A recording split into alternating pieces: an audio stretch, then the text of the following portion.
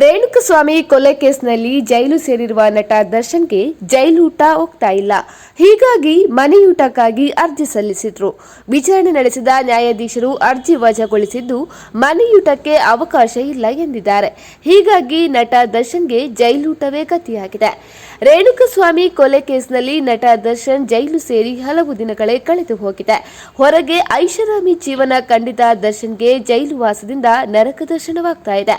ಜೈಲೂಟ ತಿನ್ನಲು ಆಗ್ತಿಲ್ಲ, ಕೆಳಗೆ ಚಾಪೆ ಮೇಲೆ ಮಲಗಲು ಆಗ್ತಿಲ್ಲ, ರಾತ್ರಿಯೆಲ್ಲ ನಿದ್ದೆ ಇಲ್ಲ ಎಂದು ದರ್ಶನ್ ಕುಟುಂಬಸ್ಥರ ಬಳಿ ಗೋಳೈಕೊಂಡಿದ್ದಾರೆ. ಮನೆಯೂಟಕ್ಕೆ ವ್ಯವಸ್ಥೆ ಮಾಡುವಂತೆ ಪತ್ನಿ ವಿಜಯಲಕ್ಷ್ಮಿ ಹಾಗೂ ದಿನಕರ್ ತೂಗುದೀಪ ಬಳಿ ಹೇಳಿದರಂತೆ. ಹೀಗಾಗಿ ಮನೆಯೂಟಕ್ಕೆ ಅನುಮತಿ ನೀಡುವಂತೆ ರಿಟ್ ಅರ್ಜಿ ಸಲ್ಲಿಸಲಾಗಿತ್ತು.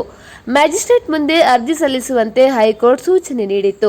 ಮ್ಯಾಜಿಸ್ಟ್ರೇಟ್ ಕೋರ್ಟ್ ಇಂದು ಅರ್ಜಿ ವಿಚಾರಣೆ ನಡೆಸಿದೆ. ನಟ ದರ್ಶನ್ ಆರೋಗ್ಯ ತಪಾಸಣೆ ವರದಿ ನೀಡುವಂತೆ ಮ್ಯಾಜಿಸ್ಟ್ರೇಟ್ ಕೋರ್ಟ್ ಹಿಂದೆಯೇ ಕೇಳಿತ್ತು. ಇಂದು ದರ್ಶನ್ ಹೆಲ್ತ್ ರಿಪೋರ್ಟ್ ಅನ್ನು ಮೇಲ್ ಮಾಡಲಾಗಿದೆ. ದರ್ಶನ್ ತೂಕ ಇಳಿಕೆ ಆಗಿದೆ, ಆದರೆ ಯಾವುದೇ ರೀತಿಯ ಫುಡ್ ಪಾಯ್ಸನ್ ಆಗಿಲ್ಲ ಎನ್ನಲಾಗ್ತಾ ಇದೆ.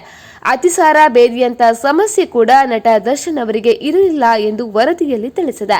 ಇನ್ನು ನಟ ದರ್ಶನ್ ಹೆಲ್ತ್ ರಿಪೋರ್ಟ್ ಸೇರಿದಂತೆ ಇಬ್ಬರು ವಕೀಲರ ವಾದ ಆಲಿದ 24ನೇ ಎಸಿಎಂಎಂ ನ್ಯಾಯಾಲಯ ನಟ ದರ್ಶನ್ಗೆ ಮನೆಯೂಟ ನೀಡಲು ಸಾಧ್ಯವಿಲ್ಲ ಎಂದು ಆದೇಶ ಹೊರಡಿಸಿದೆ. ನಟ ದರ್ಶನ್ಗೆ ಮತ್ತೆ ನಿರಾಸೆಯಾಗಿದ್ದು, ದಾಸನಿಗೆ ಅನ್ನ ಸಾಂಬಾರ್ ಮುದ್ದೆಯ ಗತಿಯಾಗಿದೆ.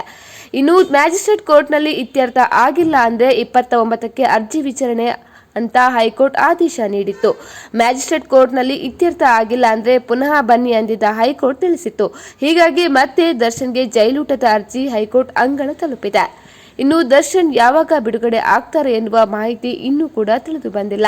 ಸ್ನೇಹಿತರೆ, ಈ ವಿಡಿಯೋ ಇಷ್ಟ ಆದಲ್ಲಿ ಟ್ರೆಂಡಿಂಗ್ ನ್ಯೂಸ್ ಲೈವ್ ಚಾನೆಲ್ ಅನ್ನು ಲೈಕ್ ಮಾಡಿ, ಶೇರ್ ಮಾಡಿ, ಸಬ್ಸ್ಕ್ರೈಬ್ ಮಾಡಿ.